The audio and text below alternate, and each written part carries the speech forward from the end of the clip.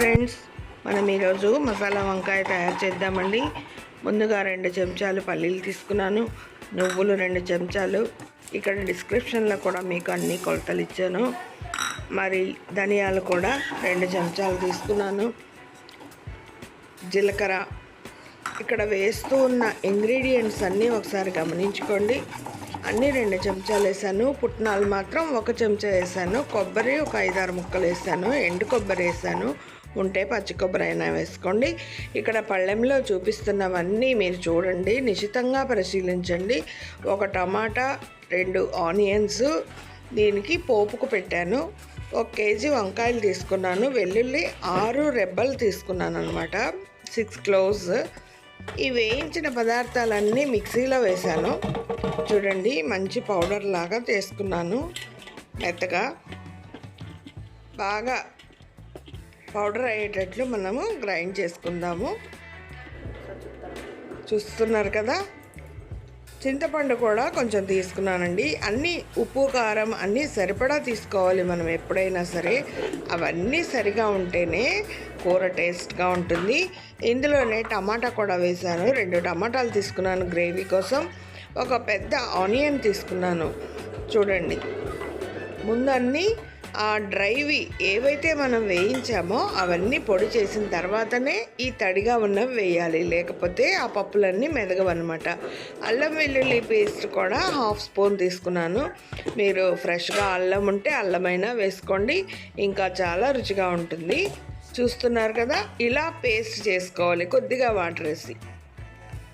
మీకు గ్రేవీ ఎక్కువ కావాలంటే 1/2 గ్లాస్ వాటర్ వేసుకోండి. లేదంటే చిక్కగా కావాలనుకుంటే ఆ టమాటాలో పెట్టే సరిపోతుంది. టమాటాలలో ఉన్న రసమే సరిపోతుంది. కొంతమందికి బాగా గ్రేవీగా ఉండాలనుకుంటారు. చపాతీ పూరీలకి వాటికి వేసుకోవాలనుకుంటే గ్రేవీ ఉంటేనే బాగుంటుంది. కొంతమంది ఏమో రైస్లోకి బాగా అంత లూజ్గా అక్కర్లేదు, గ్రేవీ అక్కర్లేదు అనుకుంటే చిక్కగానే చేసుకోవచ్చు. అంతా మన చేతుల్లోనే ఉంది. ఏదైనా మాడిఫికేషన్ మన చేతుల్లోనే ఉందండి. ఉప్పు కారం ఏదైనా సరే మీరు తగినంత తీసుకోండి. నేను ఇక్కడ వేస్తున్నది మాకు సరిపోతుంది. ఈ 1 కేజీ వంకాయలు బాగా నీళ్ళల్లో కడిగిన తర్వాత ఇలా 4 ముక్కలుగా కోసుకొని, మీరు గుత్తి వంకాయ చేస్తాం కదా అలానే చేసుకోవచ్చు.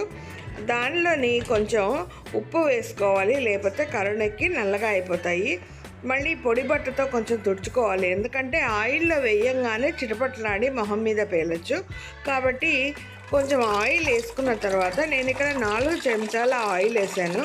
ఈ వంకాయలన్నీ ఇందులో వేసి బాగా వాడ్చుకోవాలన్నమాట.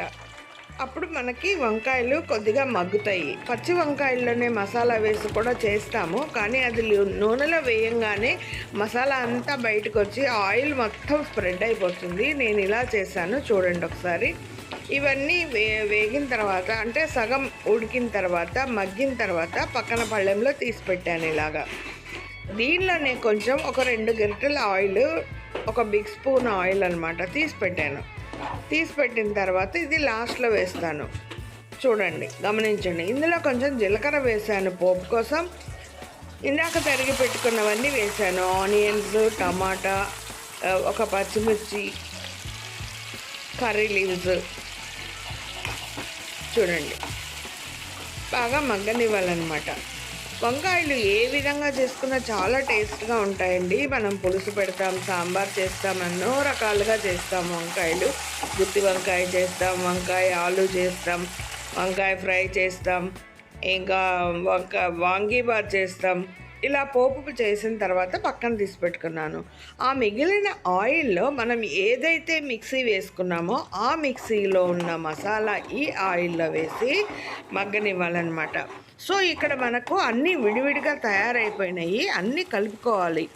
వంకాయలు మగ్గబెట్టుకున్నాము, పోపు రెడీ చేసుకున్నాము, మసాలా వేపుతున్నాము. ఆయిల్ అంతా బాగా పైకి వచ్చేటట్టుగా వేపాలన్నమాట, లేకపోతే పచ్చివాసన అలానే ఉంటుంది. చూడండి, మగ్గుతున్న కొద్దీ ఆయిల్ పైకి వస్తుంది. ఆయిల్ ఎప్పుడైతే పైన తేలుతుందో అప్పుడు మనకి ఈ మసాలా బాగా మగ్గినట్టు లెక్క. అదే గుర్తు అన్నమాట. ఈ మసాలా వేగిన తర్వాత 2 కాసేపు చల్లారబెట్టి అప్పుడు మనము ఈ వంకాయల్లో ఈ మసాలా కూర వేయాలి. ఇలా చూస్తున్నారు కదా, నేను చేస్తున్నట్టుగా చేయండి. వంకాయలు చాలా మంచి విటమిన్స్ ఉంటాయండి, చాలా మంచిది. కొంతమంది అలర్జీ అని తినరు, కానీ చాలా టేస్ట్. బెంగన్ రాజా అంటారు కదా, అన్ని వెజిటబుల్స్లో వంకాయ బెంగన్ రాజా అంటారు. చూడండి, ఇలా అన్నిట్లోని కూర పెట్టుకోవాలన్నమాట. నేను ఇక్కడ కేజీ వంకాయలు తీసుకున్నాను. మనం ఏదైతే వేయించుకున్నామో ఆ ఫ్రైడ్ బ్రింజాల్లో ఈ ఫ్రైడ్ మసాలా వేసి మంచిగా స్టఫ్ చేయాలి. చేసిన తర్వాత మళ్ళీ ఒక కడాయి, మనం ఏదైతే కర్రీ చేయాలనుకున్నామో ఆ బౌల్, ఆ గిన్నె మనం స్టవ్ మీద పెట్టుకొని ఆ మిగిలిన ఆయిల్ నేను తీసి పెట్టాను కదా, ఆ ఆయిల్ వేసి ఈ స్టఫ్ చేసిన వంకాయలన్నీ అందులో వేసేయటమే, అన్నీ కలుపుకోవడమే. ప్రాసెస్ అంతా ముందు అయిపోయింది. ఇప్పుడు అన్నీ ఉడికిపోయినాయి, మగ్గిపోయినాయి, అన్నీ చక్కగా ఉన్నాయన్నమాట. అందులోనే ఉప్పు, కారం, చింతపండు, పసుపు అన్నీ వేసేసాం. ఇప్పుడు అన్నీ కలుపుకోవడమే. దీన్నే మసాలా వంకాయ అంటారు. ఇప్పుడు పోపు కూడా ఇందులో వేస్తున్నాను చూడండి.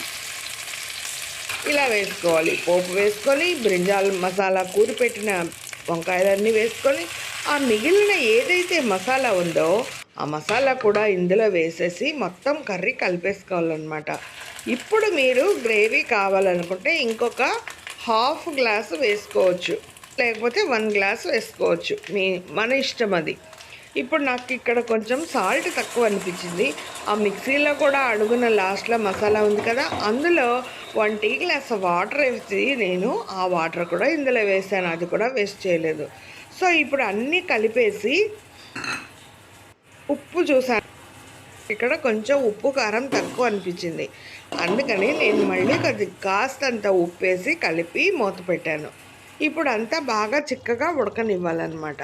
అడుగంటకుండా పక్క నుంచి సైడ్ నుంచి గరిటెతో తిప్పుకోవాలి, లేదంటే వంకాయలు ముక్కలు అయిపోతాయి. ఇప్పుడు చూడండి, నేను 4th వంకాయ ఇట్లా ప్రెస్ చేసి చూశాను, బాగా మగ్గిపోయింది, ఉడికిపోయింది అనమాట. సో మనం ముందే వాడ్చుకున్నాం, హాఫ్ కుక్ అయిపోయింది అక్కడ. సో ఇక్కడ ఇంకొక హాఫ్ అనమాట. మొత్తం ఇప్పుడు కర్రీ ఉడికిపోయింది. లాస్ట్లో కరివేపాకు గార్నిష్ చేసుకోవచ్చు, కొత్తిమీర గార్నిష్ చేసుకోవచ్చు. ఉడికిపోయింది మంచిగా. అలాగని మెత్తగా ఉడకనివ్వకండి, విరిగిపోతుంది మొక్క. చూసుకొని పక్వంగా మనకు ఎలా కావాలో అలా చూసుకోవాలి. మసాలా వంకాయ రెడీ. మళ్ళీ ఇంకో వీడియోలో కలుద్దాం. నేను మీ పద్మజ. బాయ్.